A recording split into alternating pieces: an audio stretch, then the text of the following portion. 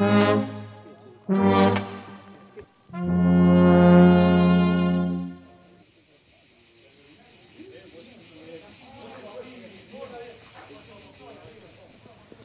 Olivier Faure, majoral d'Hubert et Françoise Yonnet.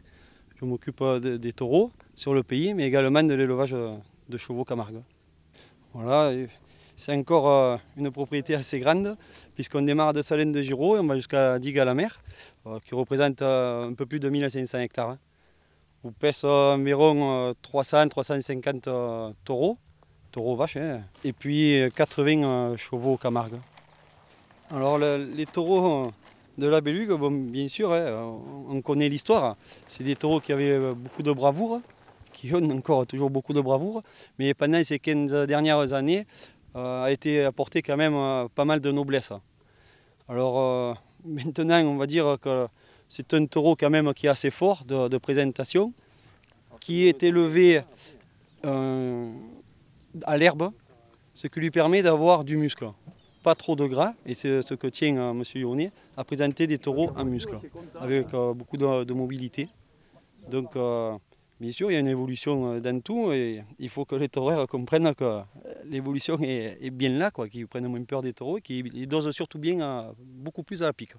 Mais ce sont pratiquement les derniers fils de Pescalune. Alors, quand même, ce taureau-là, qui a été gracié dans les arènes de Lunel, a marqué son temps pour l'histoire de la ganaderie, parce que ça a été le seul taureau gracié. Et puis il a fait 6 ans étalon. Et il y a eu beaucoup de produits qui ont été très bien. Très bien. On a pu voir récemment la corrida de Vergès, qui méritait mieux, mais on a pu voir des taureaux avec beaucoup de race, de mobilité. Donc c'est leurs frères. C'est leurs frères qui attendent. Et on pense et on a beaucoup espoir en eux.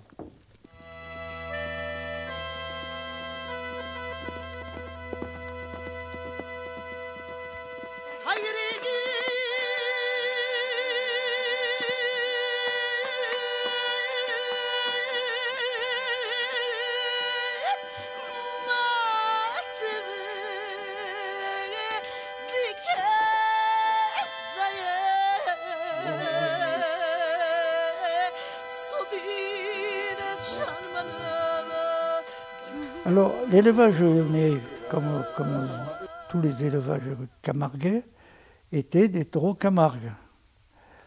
La famille Yonnet, elle, descend de la Bretagne, mais ça, il y a très longtemps, puisque, je vous dis, ça s'est fondé en 1859, donc ça fait quand même un bon bout de temps. Alors, ils se sont arrêtés au sud de Lyon, et puis ils sont venus en Cros, parce qu'en Cros, à cette époque-là, on donnait des terres aux gens qui voulaient les travailler. Bon, ils trouvaient que les Camargues n'étaient pas assez combatifs. Alors, ils ont commencé à chercher des taureaux, des étalons, et quelques vaches, 4 vaches la première fois, et petit à petit, ils en ont racheté, pas pour faire du taureau espagnol, pour donner un peu de méchanceté au taureau Camargue. Ça a duré quelques années, mais petit à petit, ils se sont quand même orientés vers l'espagnol. C'est bon, une figure, je vais vous dire, le problème, c'est que le taureau sorte, se laisse torer, aille bien au cheval, et l'essentiel, c'est ça finalement. Parce que évidemment, si avec ça il y a une figure, on risque de voir quelque chose d'exceptionnel. Le public français reconnaît quand les taureaux sortent d'un élevage important d'Espagne, ils vont plus facilement les voir. Et même quand c'est des taureaux français et que les corridas marchent bien, le public français l'apprécie. Et oui, mais nous allons dimanche prochain, le 15 juillet, nous allons avoir une noviade pour les 10 ans justement de Pescalune. Alors. Et par contre, en ce moment, c'est très difficile.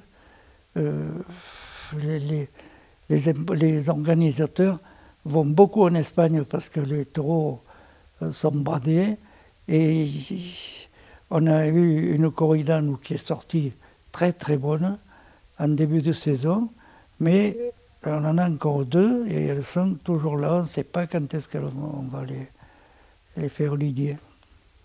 C'est compliqué, mais bon, il faut faire avec. Hein.